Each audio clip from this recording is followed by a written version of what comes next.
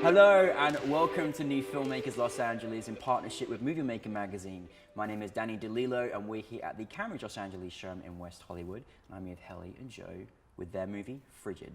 Let's take a look at a clip.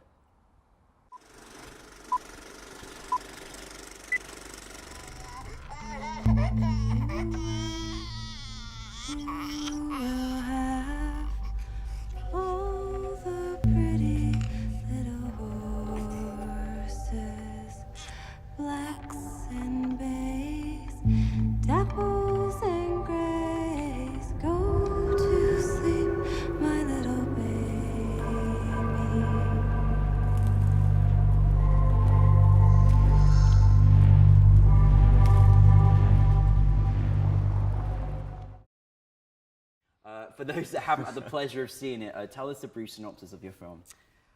It's a story about a woman who it's a first-time mother. She's in her home, she's alone, she's confronted with raising a child, and she begins to suspect that her husband has sinister intentions for them both.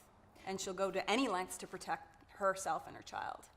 Well, I'm going to take the words from our producer, David, who said it's one of the most intense moment-to-moment experiences he's ever seen on film. So, wow, you really did take us there. Like, I found it, I was like, I didn't know how to take it at times. And you literally, in a short film, to do that to you in a short film is quite phenomenal. But where did the inspiration come in actually making it in the first place? Oh, well, first off, thanks for that. Yeah. It was...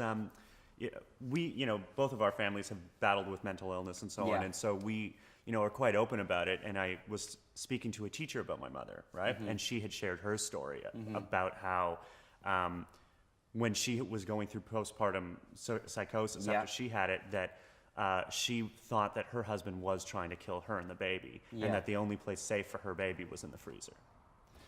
And it's just, and obviously she got through it, right? Yeah. But it is that she needed to talk about it and she needed to find help, right? And the hard part about it was realizing that, that it is in your head, right? Yeah. And how do you trust your own senses? So that's what I love that you've done. You obviously, from the outside looking in, you're in a genre that, you're keeping people on the edge of their seats and people love that thrill. And at the same time, you're actually, showing what we don't talk enough about, which is postnatal depression, and people that have mental illness not treated as a taboo, but actually something that exists that we need to work through. Was that something that was important for you, just going through that and your personal experience and people that you know? Was that something you really want your audience to feel as well, that, hey, this kind of exists and we need to be aware of it? Yeah. Yeah, I think for me as a writer, what drew me to writing this story based on your experience with your teacher was just the fact that mothers are expected to be so strong. Yes. And, it's a huge taboo to talk about having problems in motherhood, especially when you have postpartum depression. Yeah. And it's a subject that isn't talked about so often. So I thought that, this project's important to write, and I kind of honed in on that. That was what really mattered to me. And if this movie gets people talking, we've had reactions that are positive and negative to the content. If it gets people talking about it, all the better. Job done as well. It's really, it really is. And I think it's so great that you brought that into attention and really show the depth of what may go through somebody's mind and that, they need help. These people need help. Well, you obviously had a great cast. Just saying, I was doing many roles. How was that process for you? For you, for both situations? For writing, it's interesting because you write a script and you think you know the character inside and out, and you've thought about the lines, every single way they could be delivered and what they mean and what the subtext is, and then when you get up to perform the same script, it's completely new again. And then you learn more about the character and you go deeper and deeper once you're actually in a situation faced with another person and you're dramatizing something that in this film is very high stakes, it's very hard emotionally to get through.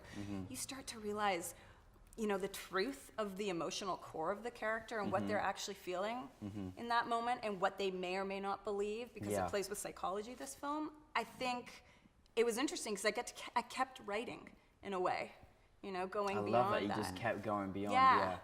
It's nice when, as a writer, you can continue with the story, because usually you write it, you surrender it, and it becomes what it becomes. So you're your vision, it's nice to have collaboration and see your story fleshed out. Yeah. In this case, I got to actually keep crafting, Yeah. which was cool. I think that's a very important element, is like you don't really stop, and there's sometimes things you discover on set, or you might, oh yeah, let's try it this way, or let's incorporate this, and you know, it's a consistent journey, hopefully, from beginning to end.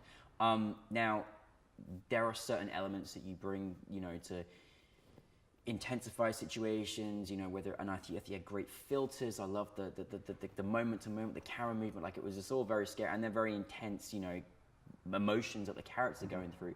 What kind of things did you kind of play around with that you were trying to do, like in the actual filming process? Oh, as far as like stylistically Yeah. and so on. I mean, we tried to evolve the camera as it was going, right? Yeah. You know, and obviously like things were very subtle and more dolly moves and keeping it, and then and we were trying to do a little bit of like subtle shifts where things didn't make sense. Like our script supervisor was like, well, this doesn't make sense. And we're like, well, it's not supposed to, right? Yeah. Like it was to show that it wasn't all in her head, like even just her forgetting the chicken, where the chicken's back on the counter, right? Yeah. Like it was actually kind of hard to try to throw away continuity, Yeah, right? yeah. Right? Because you're just so ingrained in it, right? Yeah. Where we're like, no, the picture frame has to be back now. Yeah. Right? Like those were things that we planned to do, Yeah. right? You know, so. I think that's what you also, and I love that you said this is how we want to do it, because you kept us like on the edge, like our minds were starting to play like, well, what's going on? Well, she just did this, but what's happening here? And like, you know, and you kind of almost engage what she's almost kind of thinking or going through, because you're sort of, she's all over the place, and therefore we become that, and then it all gets revealed, and it's we're all sitting back and we're like, oh my goodness, this is what's going on. You got to watch this film if you haven't seen it. I'm just trying not to give too much away. What was the biggest challenge that you had making it? Directing the writer. That's because as a director, you're never right, you know. Yeah. So As a writer, I think, like I said before, it was interesting for me because I think the biggest challenge was in development. Right. For me as a writer, it was whether our ending. I don't want to give away the ending. Our ending, we debated over a positive ending, like with a positive twist, or a negative twist. And the negative twist is quite dark.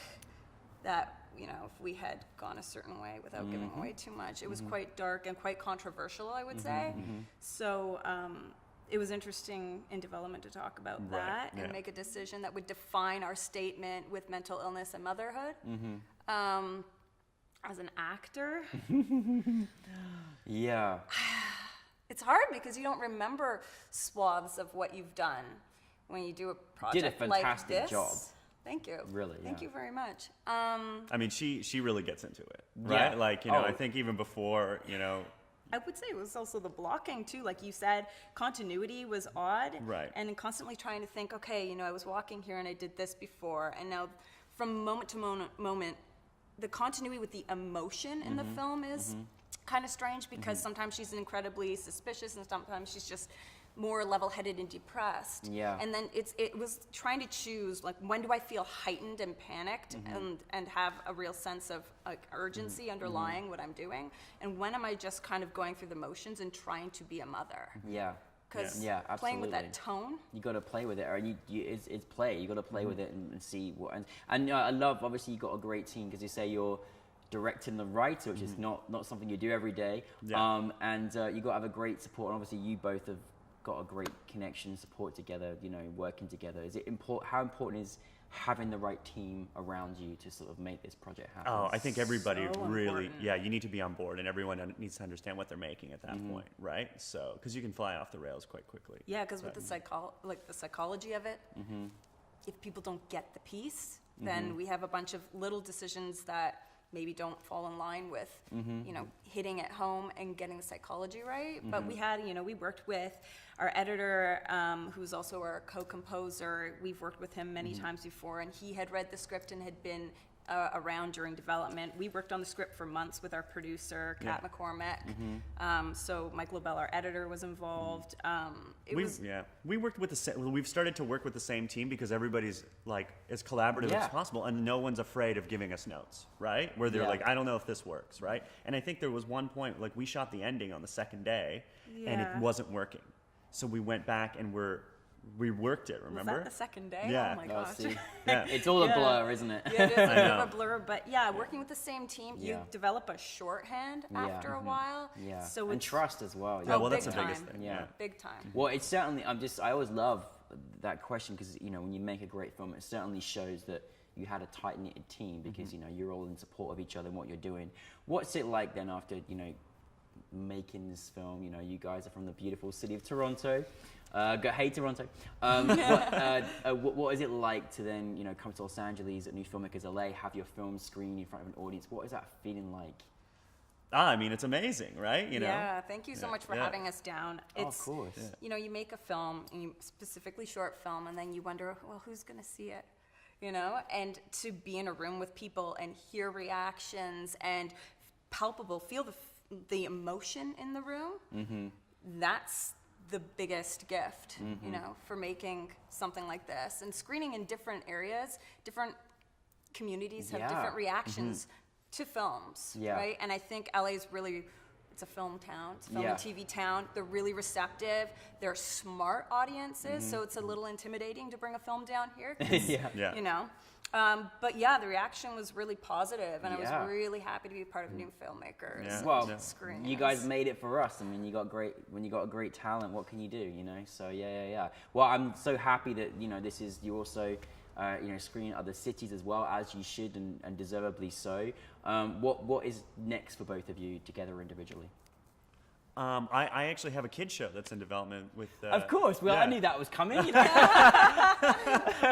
Completely random, right? Yeah. So, yeah, That's yeah. fantastic. So that's with it's a digital original series with the CBC. Right? Oh, fantastic. So, CBC. Yeah, Yeah. fantastic. Very, very good. Very good. And I write comic books as well as film, and I have the final comic book in my series coming out this month, and it is based on the television show Orphan Black. So I write comic books for Orphan Black. Wow, that's fantastic. Yeah, Very, and I'm very pitching good. some more comic book concepts as well, and developing a TV pilot. You guys are so multi-talented. Like, how many? I mean, it's amazing. It's truly incredible. It's a great credit to you both.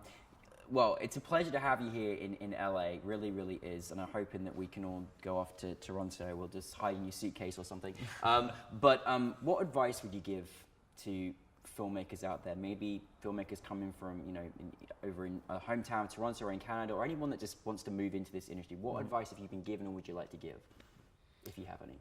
Wow. I mean, just keep doing it, right? I think it's just you have to accept your mistakes, right? Yeah. And you change them, and I know you're persistent, right? So yeah, it's a Exactly. long road. It's a long road, but it's worth it in the end. Yeah. Yeah, about you, Heli? on that note, from a writing aspect, I would say sit down every day and keep your hours to write. And if you write well, that's good, but most often you won't. So just keep doing it. And get out there and meet people, meet other Yeah. filmmakers. Don't stop meeting people. Don't feel like you're isolated or alone, because as a writer, Yeah. you can feel very alone sometimes. So That's right. Yeah, getting out there, it's kind of encouraging, and it inspires me to go and see films and meet other filmmakers. So. And this is a great festival for meeting people. Like Yeah. everybody, Oh. the after party is great, and everyone's really. We're like a good after party. Well, that's true. Yeah. Be consistent and persistent and do it and go and meet people. Thank you very, very much. Thank you, Heli, and thank you very much, Joe. Congratulations again on Frigid. Thanks so Thank much you for having very us. much. Yeah. Cheers.